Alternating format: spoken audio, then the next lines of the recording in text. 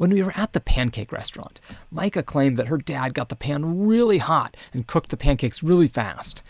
But Amari wondered, does it really matter how fast you cook them, the temperature? Which kind of brings me to an important question that may seem a little silly at first. Why do we have to cook pancakes at all? Why doesn't the batter just turn into a pancake? And this question is not so silly because think about what heat does to other objects. If you take heat and add it to ice, it makes ice less solid. If you take heat and add it to lava, we learned in our previous experiments that the lava becomes less solid and it flows faster.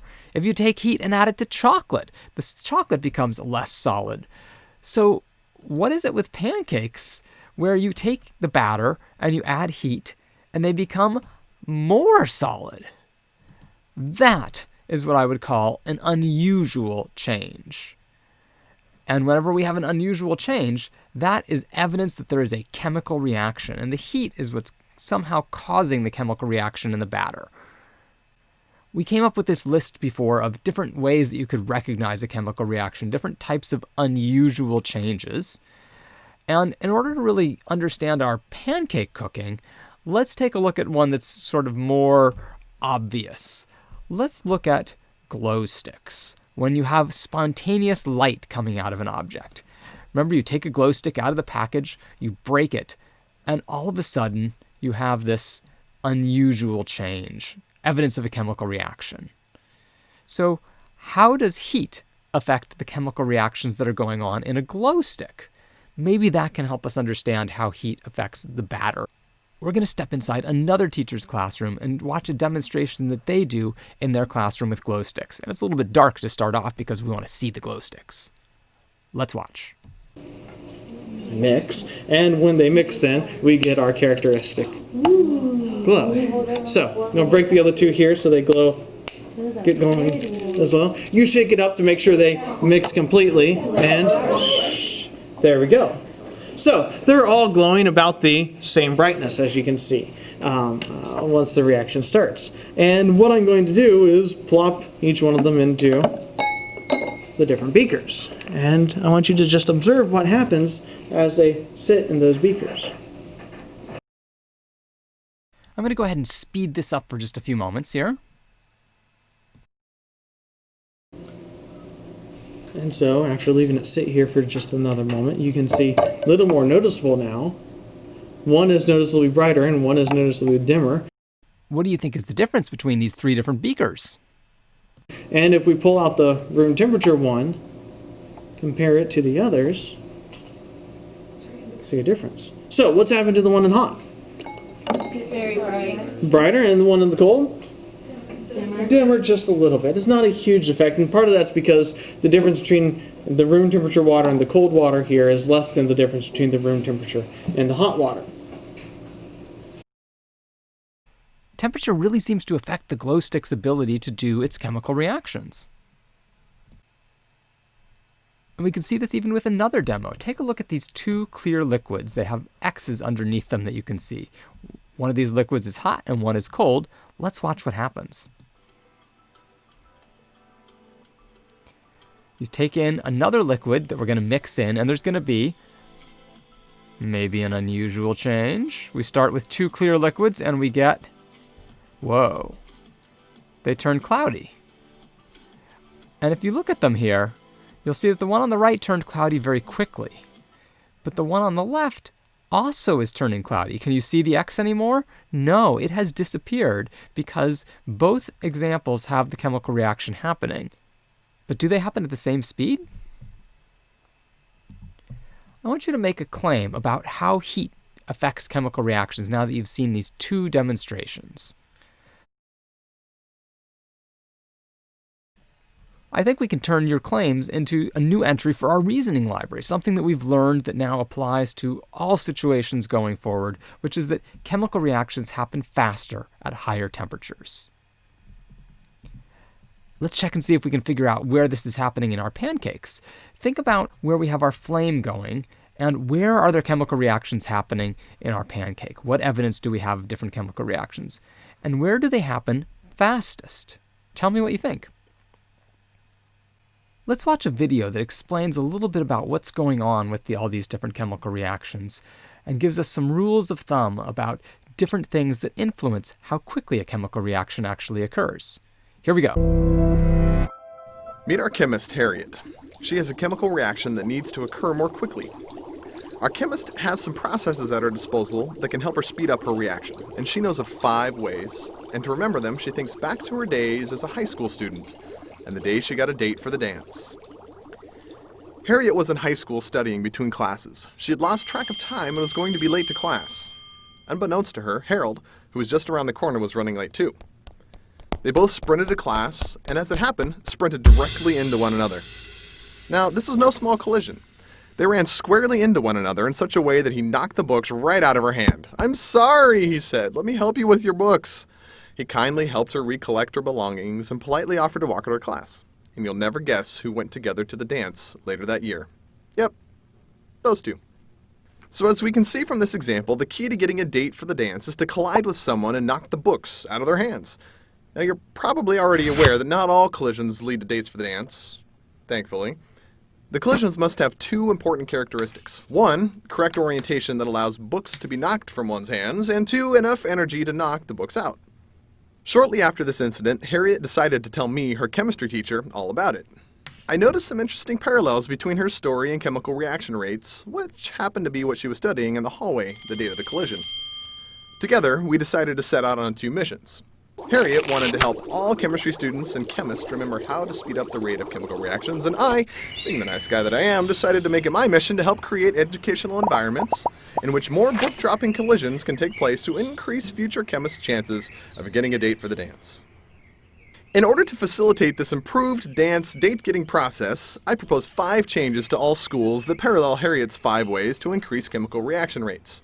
First, I proposed that we shrink the size of the hallways. This will make it more difficult to safely navigate the hallways and will cause more collisions than in larger hallways. And by increasing the number of collisions, we increase the likelihood that some of those collisions will have the correct alignment and enough energy to create a date to the dance. Now, chemically speaking, this is equivalent to lowering the volume of a reaction vessel or a reaction mixture. In doing so, the individual particles are closer together and more collisions will occur. More collisions means a greater likelihood that collisions with the appropriate energy and configuration will happen. Second, I propose increasing the overall population of the school. More students equals more collisions. By increasing the number of particles available for collision, we create an environment where more collisions can take place. Third, we must reduce the time allowed between classes. Heck, let's just cut it in half.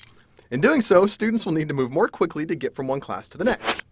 This increase in velocity will help make sure collisions have the appropriate amount of energy necessary to ensure book dropping.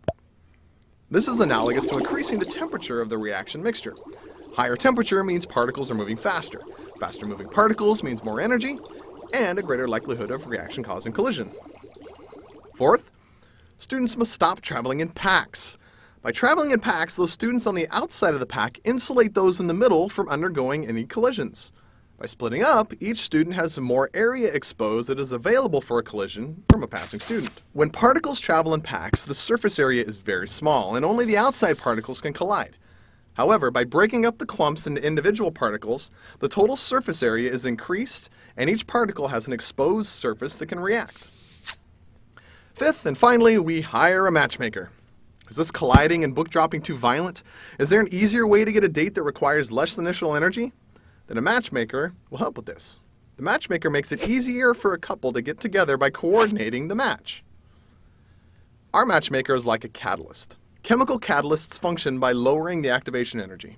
In other words, by lowering the energy required to start a reaction. They do this by bringing 2 particles together and orienting them correctly in space so that the 2 can meet at the correct configuration and allow a reaction to take place. So to sum up, if a future chemist wants a date for the dance, he must collide with another person and knock the books out of their hands. And if a chemist wants to make a chemical reaction occur, the particles must collide in the correct orientation with an appropriate amount of energy. And both of these processes can be accelerated using the 5 methods I've described.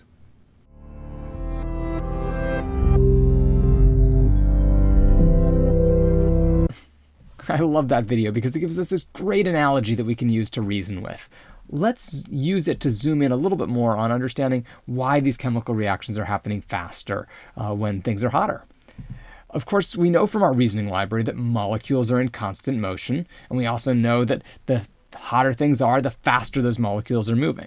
So let's go ahead and look just at a couple of molecules, not as individual dots, but if we zoom in on one of these here, we'll see that these particles actually are made up of molecules that are moving together with one another. So here's an example of some slow-moving molecules.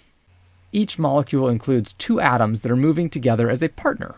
Wherever one goes, the other goes. They move along, they collide, they bounce off each other, and keep going. But let's speed things up a little bit. We'll watch those same two molecules just moving faster. And now, when they collide, they have enough energy to knock each other loose. For a brief moment, those atoms are separated from each other. They're loose, looking for a new partner. And when they collide with another atom that's also looking for a partner, they can bond together to form new molecules. Molecules that look a little bit different. They have different material properties. Now that we know what's really happening in a chemical reaction, we can improve our definition that we had before, the label that we gave to this certain situation when there's an unusual change in material properties. That's caused when atoms change partners to form new molecular combinations.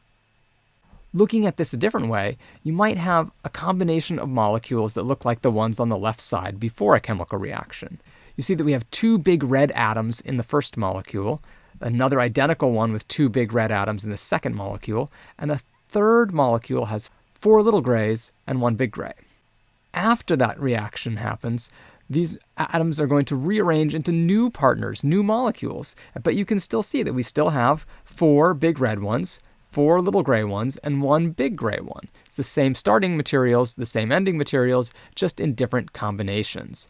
This is what happens during a chemical reaction. So here's our chemical reactions on the left side, or a chemical change. It's important to note that molecules are moving around all the time and crashing into each other, but when they physically move without changing partners, like say when you have an ordered arrangement of molecules like in a solid that all of a sudden has all those same molecules moving fast and free in a gas, if it heats up, that's not a chemical reaction. Those movements are what we just call a simple physical change. And heat is, of course, important for determining whether something's going to have a physical change or a chemical change, because we know that molecules are colliding together all the time, but if they're going faster, they're more likely to collide with enough force to break the atoms apart so that they can reform into new partnerships.